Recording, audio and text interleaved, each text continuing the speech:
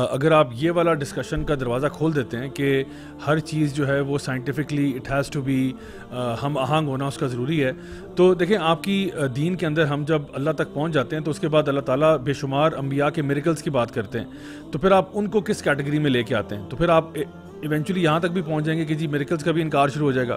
اس کے بعد آپ جتنے بھی آپ کو سٹوریز آف دا پروفٹس ملتی ہیں، باقی واقعات ملتے ہیں، ان ساروں کے اندر آپ ایک بڑا سا کویشچن مارک ڈال دیتے ہو، اور ایون اللہ تعالیٰ کے جو احکام ہیں، جو بھی اللہ تعالیٰ نے چیزیں بتائی ہیں، ان پہ بھی آپ سوال ڈالتے ہو۔ تو سو آئی تھنک یہ بات اگر ہم لوگ سمجھ جائیں تو انشاءاللہ معاملہ کافی کلیئر ہو جائے گا۔ احمد بھائی میں آپ کی طرف آتا ہوں، آپ اس کے بارے میں کیا کہنا پسند کریں گے regarding this particular issue?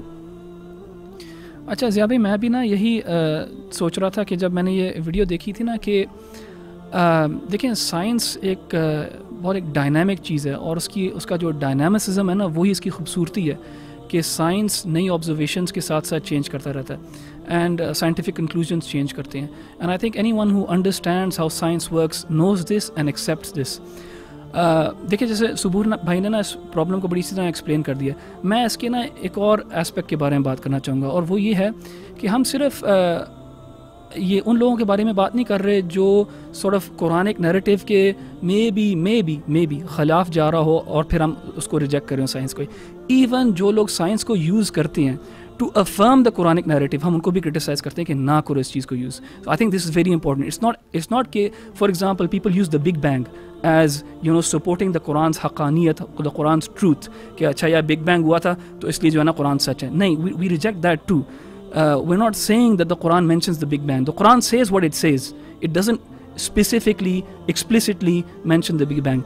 So I think both sides کے اوپر وہ criticism جاتا ہے۔ جو لوگ سائنس کو یوز کرتے ہیں اور کہتے ہیں آہا دیکھا سائنس نے کہا اور قرآن نے بھی کہا، او اسلام صحیح ہو گیا، we use the same critique for them as well کہ this is not the method that you should use for your religion or to affirm that your religion is true. There are other ways of doing that. Science is something that is limited in its scope. جو چیز limited ہے اور جو چیز ever evolving اور changing ہے، اس کو آپ کیسے ایک یارڈ سٹک بنا سکتے ہو اس کے لیے جو ایک کلام ہے جو ایٹرنل ہے۔ سو آئی تھنک وہ میتھڈالوجی کے اندر جو فلا ہے، and it goes both ways, it goes against those as well. I mean I would personally speak against those as well, or advise them not to use this method even if they are affirming the Quran or Islamic beliefs. I hope that makes it clear. True very true. Ahmed بھائی ماشاء اللہ آپ نے بڑا اچھا یہ بات بیان کیا کہ it's about the methodology, how do you approach a subject جس کے بارے میں سائنس بھی کچھ بات کر رہا ہے اور ہمارا دین بھی کچھ بات کر رہا ہے، ہاؤ ڈو یو ایکچولی یعنی ہم یہ نہیں چاہتے کہ قرآن کو سائنس کے کٹہرے میں کھڑا کریں۔ It's important, philosophically as well. It's a problem if you believe that the Quran can be judged through science. سو یہ ایک فلسافیکل پرابلم بھی ہے، ایمانی پرابلم بھی ہے۔ سو آئی تھنک وہ ایمان جو ہے نا وہ ڈکٹیٹ کرتا ہے یہ کہ اللہ تعالیٰ نے تعریف کی نا یؤمنون بالغیب، مؤمنین کی تعریف جو کیا کہ وہ غیب میں ایمان لے کے آتے ہیں، اور غیب وہ چیز ہے جو امپیریسزم کے تھرو پروو نہیں ہو سکتا۔ So we have to take that leap of faith, اور اگر سائنس اس کے ساتھ نہیں بھی ایگری کرتی، ہو سکتا ہے کل کر جائے agree, you don't know the future.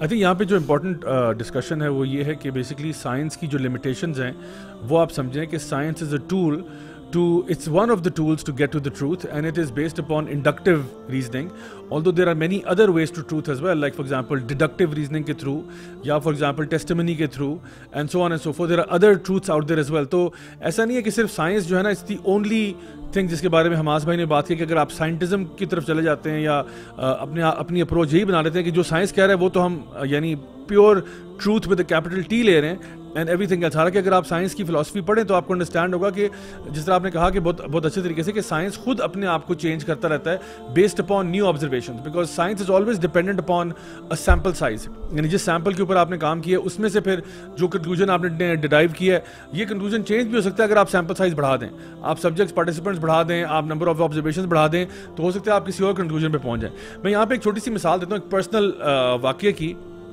جو کہ آئی تھنک ہمارے جو ویورز ہیں ان کے لیے لے مین ٹرمز میں اس کو سمجھا دے گا۔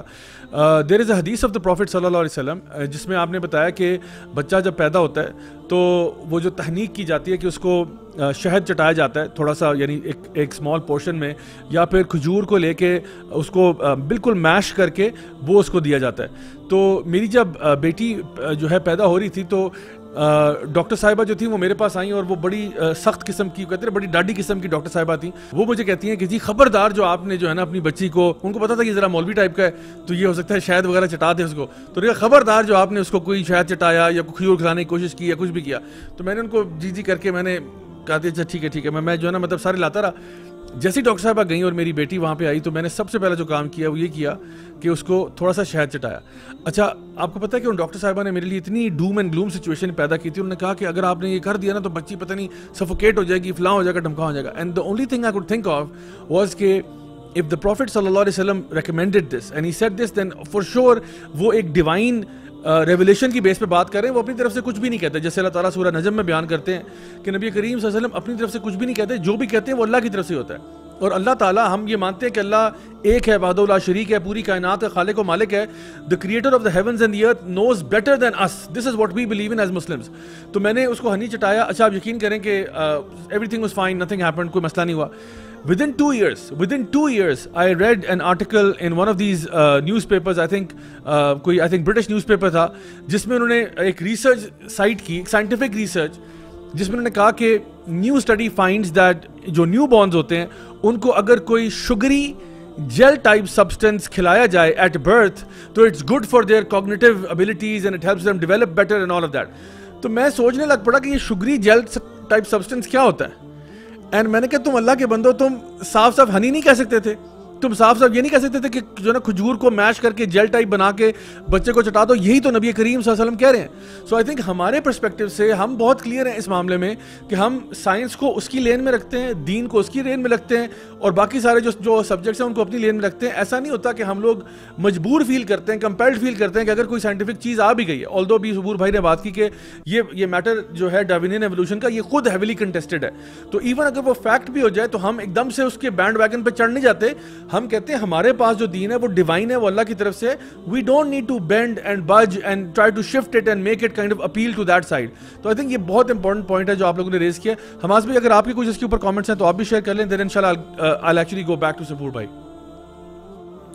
اچھا اس والے پوائنٹ پہ نا کہ سائنس جو ہے, سائنس از مطلب یعنی اسی میں جو پاپولر نیریٹو میں کہ سائنس کو اس طرح پریزنٹ کیا جاتا ہے کہ it's just an hard fact.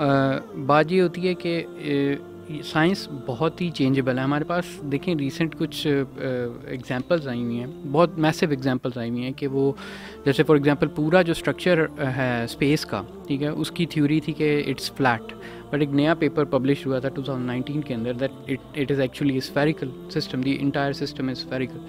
اب وہ ساری جتنی بھی پریویس تھیوری ہیں جو کہ فلیٹ اسپیس ماڈل پر بنائی گئی ہیں وہ پھر ری انٹرپریٹ ہو سکتی ہیں, ساری کی ساری جو ہیں وہ اسفیریکل ماڈل پر. اب یہ ایک اس طرح کی میسو ایگزامپل ہے. دوسرا ریسنٹلی 3-4 ایگزامپلس ہوئیں کہ فار ایگزامپل ڈپریشن جو ہے, ڈپریشن کی میڈیسنس انہوں نے کہا کہ مطلب ایک تو ان میں پلیسیبو افیکٹس دیکھ رہے تھے آلریڈی کوئی 70%, اور اس کے بعد کچھ اور چیزوں کا پتہ لگا کہ وہ جو میڈیسن ہے وہ بالکل سرے سے کام ہی نہیں کرتی, اور یہ پبلش ہوئی ہے, یہ 2022 کی ریسرچ ہے. ایک اور یہ جو الزائمرس کا کیس جو ہے یہ بھی ریویل ہوا کہ الزائمرس کی ایک بہت پرانی ریسرچ 2006 کی جو ہے وہ چلتی چلی جا رہی تھی, اور سارے جو ہیں ہمارے ایون میڈیکل جو بکس ہیں اس کے اندر اس کو یوٹیلائز کیا جاتا ہے, وہ بھی اس بیسس پہ, اسی کی بیس پہ ساری ریسرچ اور اسٹڈیز اور سائنٹیفک ڈسکوریز ہوئی جا رہی ہیں. اور ایک دم سے پتہ لگا کہ جی وہ فالٹی ریسرچ تھی اور جو بندے تھے اس نے فراڈ کیا تھا, اور وہ نیچر میں پبلش ہوئی چیزیں, ٹھیک ہے. نیچر جو بھی ہے ہمارا, ہم سمجھتے ہیں کہ سب سے بڑا جرنل ہے اور اس کے اندر اس کے ہارڈ سائنس فیکٹس اس میں ہوتے ہیں, لیکن آ جا کے پتہ لگا کہ وہ بھی ڈیمولش ہو گیا. اب یہ چیزیں جو ہیں نا, ہم اس کے اوپر ڈپینڈنسی شو کرنا, اتنی ڈپینڈنسی شو کرنا کہ فار ایگزامپل اسی کی بیسس پہ آپ اپنا فیوچر بھی ڈٹرمن کر رہے ہیں اور لوگوں کو اس کے بیسس پہ تھیوری بھی بتا رہے ہیں کہ یہ ہوگا, ایسا ہوگا, ہم یہ نہیں کر سکتے, وہ نہیں کر سکتے. مطلب you need much more robust system than that. اور اس کے علاوہ آپ کو you have to be more accurate in terms of whatever you say and do and make claims about.